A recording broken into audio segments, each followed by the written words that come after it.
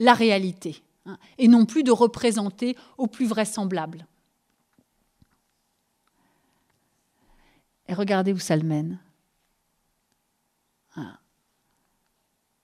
Déjà, là, il n'y a plus rien. Hein. On est dans un halo de lumière. Comme si le peintre essayait de faire le mouvement inverse de celui qui a accompli le sujet pour advenir à la réalité sensible, tangible, aux objets bien concrets qui sont autour de nous. Hein, là, il défait. Tout est progressivement défait pour donner place à la lumière. On assiste à un véritable changement de point de vue. Hein. Comme Chagall changeait de point de vue, allait se déporter dans le rêve. Là, Rothko veut aller plus loin. Hein. Le but, là, c'est pas simplement de se déporter dans le rêve, c'est de montrer qu'on peut véritablement changer le rapport au monde. On peut voir le monde différemment. On peut se laisser travailler par ce qui advient, hein, au-delà du visible, et voir différemment, changer notre regard. Il ne s'agit pas de rêver le monde, mais de le métamorphoser. Très, très rapidement, parce que je voudrais que vous arriviez à comprendre ce qui se joue au cœur du travail de Rothko. Il y a un stade de notre construction psychique. Je vous parlais du sujet, de la construction du sujet, du mouvement qu'il fait pour arriver aux objets concrets. Un stade qui est très important, qui est fondamental, c'est ce qu'on appelle en psychanalyse le stade du miroir. Alors le stade du miroir, très rapidement, hein, ce n'est pas un cours de psychanalyse, autour de 9 mois, l'enfant va se voir dans le miroir. Pour la première fois, il va voir son image dans le miroir, c'est-à-dire qu'il va être capable de se projeter là-bas, c'est moi là-bas, dans le miroir. Et c'est très important, parce que se voir, les animaux ne font pas ça, hein, nous on fait ça. Hein. Se voir là-bas dans le miroir, prendre conscience de soi, là, au loin de soi, nous donne l'occasion à la fois de nous rassembler, la conscience de soi, l'unité de soi-même, et en même temps, dès ce moment-là, le sujet est véritablement schisé. Il y a toute une partie qui va lui échapper. On pourrait appeler ça l'inconscient. Et le monde se divise. Rothko, il va essayer d'aller récupérer ce qui nous a échappé au moment de ce stade du miroir, qui est fondamental. Il va essayer de retraverser, c'est mon interprétation, mais d'effectuer comme ce mouvement à rebours, à l'envers.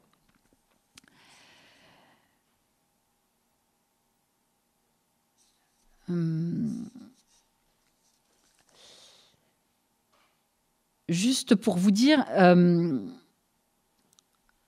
bon, je passe ça. On va passer au suivant. Aller plus loin dans le travail de Rothko. Voilà, donc là, c'est les tableaux que vous devez tous connaître. Hein, c'est le grand Rothko. Ce tableau de Rothko qui prend toujours les couleurs, donc black, ochre, red over red, de 1957. C'est un tableau de très grande taille, 2,52 m par 2,7 m. Voilà, on plonge littéralement dans la lumière de la nuit, la lumière intérieure. La lumière provient de la toile peinte. Ce n'est pas un éclairage extérieur, ce n'est pas un effet de lumière. La lumière est générée par, on pourrait dire l'intention, mais ce n'est pas l'intention de quelque chose. Hein. C'est plus qu'un vouloir, un appel à générer cette lumière. Alors là, oui, il y a de la technique, hein, bien évidemment. Il y a un énorme travail de matière.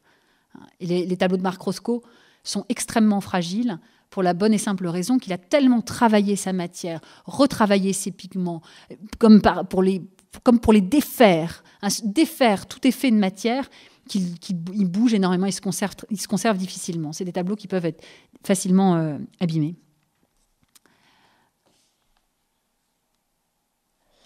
Alors un autre tableau, une autre forme, ces tableaux sont à la Tate Modern à Londres. Ils ont été originalement, il y en a toute une série en fait, ils ont été originalement créés pour le Seagram Building et le restaurant des 4 saisons. Et donc Rothko réalise la tâche et au moment de livrer les tableaux, il a tout simplement refusé. Pas question de livrer ces tableaux à un restaurant. D'être là pour agrémenter le dîner ou le déjeuner de privilégiés.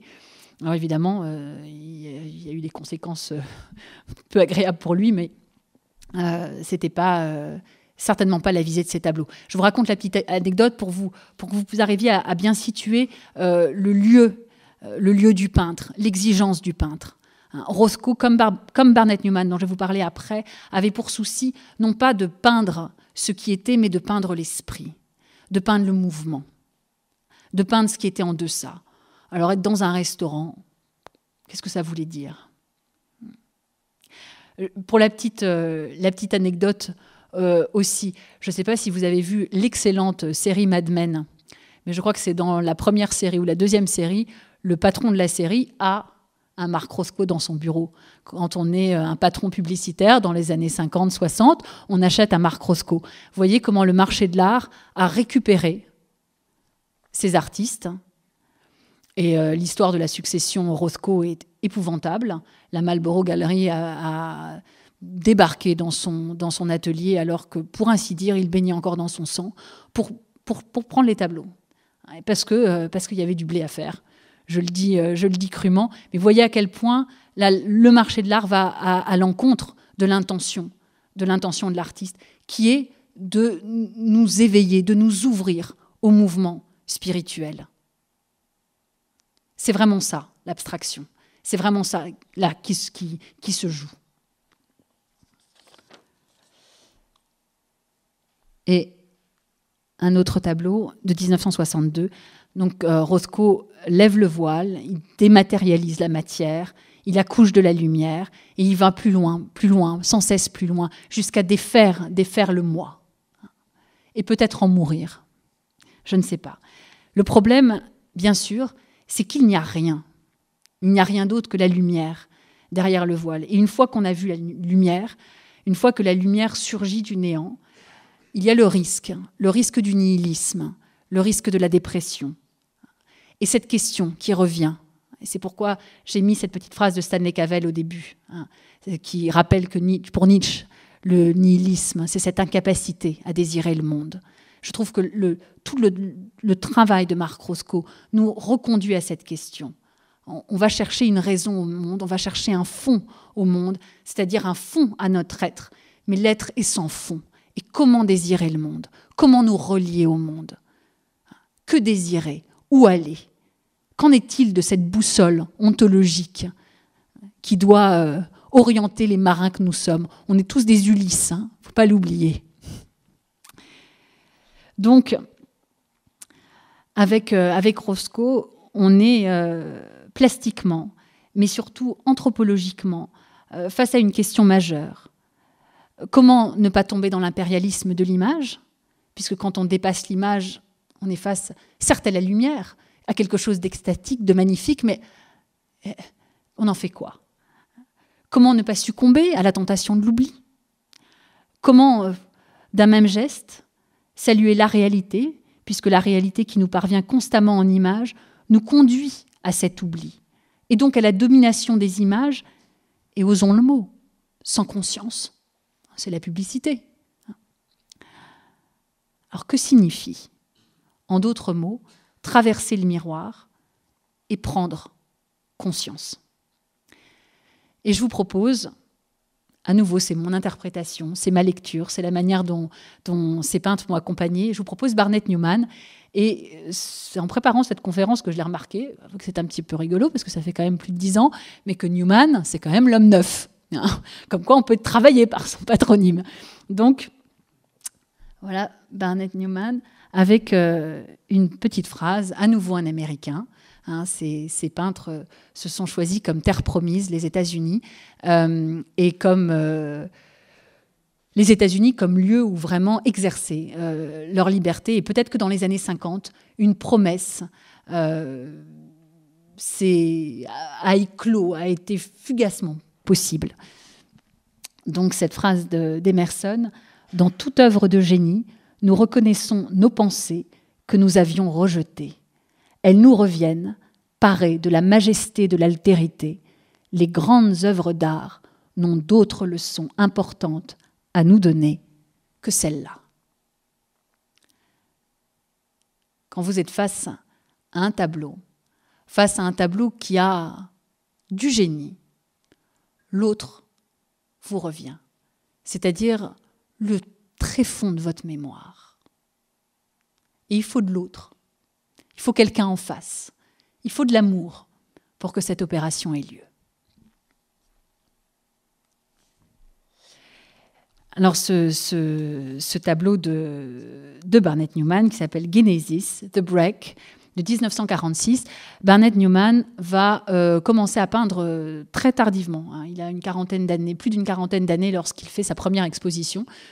C'est très rassurant. On peut commencer tard et être un très grand peintre. Avant, c'est un homme extrêmement profond, Barnett Newman. C'est quelqu'un qui va étudier la Bible, étudier les mythes. Et beaucoup de ses œuvres reprennent des thèmes bibliques ou mythologiques. On a Adam, on a Ève, Abraham, Dionysos. Là, c'est la Genèse qu'il représente, ce moment de rupture qui permet l'éclosion du monde. Alors, Genesis, la Genèse, mais aussi The Break, la rupture, c'est chaos qui accouche du monde. Donc, vous voyez comment il convoque les mythes pour activer notre mémoire, c'est-à-dire activer notre imaginaire. Chacun le sien. Il y a des grands mythes fondateurs, universels, bien sûr, on les partage, mais après, chacun son itinéraire. On n'ira plus chercher de ci ou de là en fonction de notre propre histoire. Un autre tableau, le fameux Zip, la fermeture éclair, ou plutôt l'ouverture éclair de Barnett Newman. Ce tableau s'appelle End of Silence de 1949. Et je trouve ce Zip d'une audace hallucinante. C'est une scansion.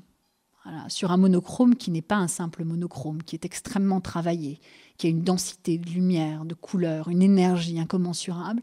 Il va oser un zip, une bande, pour en terminer avec le silence. End of silence. Et lorsqu'il réalise son premier zip, qui s'appelle One Man, je crois, qu'il appelle One Man en raison de statement en anglais, une déclaration. Il dit, je fais une déclaration. J'impose à quelque chose, une ouverture au monde, un positionnement au monde qui doit changer radicalement la donne. C'est d'une audace prodigieuse. Je trouve ça incroyable d'oser quelque chose qui ne sert à rien, qui a priori ne veut rien dire, de le poser en tant que tel et par la simple force de son vouloir, peut-être l'appel d'une nécessité, devenir Barnett Newman. Ça vaut des millions. Voilà, là, peut-être que ça a du sens. Ça vaut des millions parce que ça n'a pas de prix.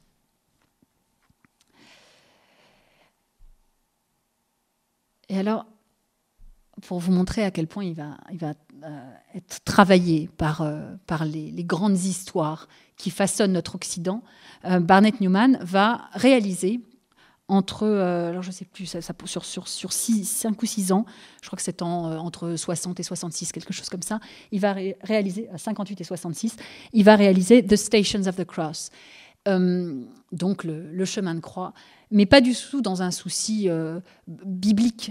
Il reprend là une thématique propre à l'histoire de l'art. Il y a des chemins de croix dans toute l'histoire de l'art renaissante chrétienne, mais vraiment pour reprendre ce mouvement qui a été celui du Christ dans la montée au Golgotha jusqu'à la mise au tombeau et la résurrection, reprendre ces thèmes qui sont éculés par l'histoire de l'art et ne pas nous les représenter, c'est pas ça qui est important. Dans la première galerie où The Stations of the Cross vont être exposés, donc il y a la Alan Stone Gallery, Alan Stone, le directeur, va appeler le 15e tableau qui s'appelle B2, que je ne vais pas vous montrer là. Ah ben voilà, B2, c'est Resurrection. Et il dit non, pas Resurrection, c'est pas mon propos. Et je vous le dis parce que, vous voyez, il est travaillé par des thèmes qui travaillent notre Occident, mais il a pour tâche non pas de les représenter, non pas de les reprendre à l'identique, mais de permettre leur réinvention pour tout un chacun. Alors, je ne vais pas tous pouvoir vous les montrer parce que malheureusement, il y en a qui sont beaucoup trop clairs, mais juste pour que vous ayez une idée, je les ai vus une fois, les 14 dans une même salle. C'est juste subjugant, hein, c'est incroyable. On a dit que Lascaux, c'était la chapelle Sixtine du Palais Houlétique. The Stations of the Cross de Barnett Newman, c'est pas loin d'être la chapelle Sixtine. En tout cas, c'est la création d'un lieu vraiment sacré. Quand on voit ça, on est pris là, entre ces 14 tableaux. Il se passe quelque chose d'extrêmement fort. Mais ça, il faut les voir. Là, je peux juste vous les indiquer. Donc là, vous avez la station 6. J'ai choisi celle-ci parce que c'est la Sainte Véronique qui essuie le visage de Jésus. Et à nouveau, un thème extrêmement éculé, hein, de l'histoire à la fois chrétienne et de l'histoire de l'art. Mais vous voyez là, pas de visage du Christ. Hein. La figure humaine, hein, c'est le sujet qui est face au tableau, qui va le réinventer pour lui-même, ce tableau. Là, les dernières stations, où je vous mets à chaque fois à quoi correspondent les stations dans le chemin de croix, mais à nouveau, c'est pas l'important. Hein, c'est juste pour que vous voyez le contraste entre l'histoire et le fait que justement, dans le tableau de Barnett Newman, il n'y a pas de narration. Il va se servir de la puissance historique, de la puissance iconographique, mais pour la traverser, la dépasser et permettre un véritable renversement du sablier du temps. Hein, il fait tourner la roue, il nous met la tête en bas, afin qu'on puisse voir en filigrane des images ce que nous renvoie constamment la réalité, les mythes fondateurs qui ont institué cette réalité et nous faire avancer en conscience, les yeux toujours plus près du cœur. Et pour terminer, The Broken Obelisk, qui n'est pas un tableau, mais une sculpture, et que je trouve absolument incroyable, qui est là au MoMA. Donc, comme je vous le disais, Barnett Newman a travaillé les figures de la Genèse, les figures d'Adam et Ève. Alors, quand je dis les figures, c'est pas l'image, hein, on est bien d'accord. Celle de Jésus aussi, à travers son chemin de croix, au sommet du Golgotha, puis ressuscité du tombeau. Là encore, il y a une antre, hein, il y a une auge à la Chagall. Hein, il va à nouveau faire appel, hein, à ces références-là, mais sans le dire. Hein, travailler par cette mémoire-là. On a l'humanité en commun, l'humanité qui nous traverse. Et là, c'est mon interprétation. Voici l'homme neuf, l'histoire des conquêtes d'Égypte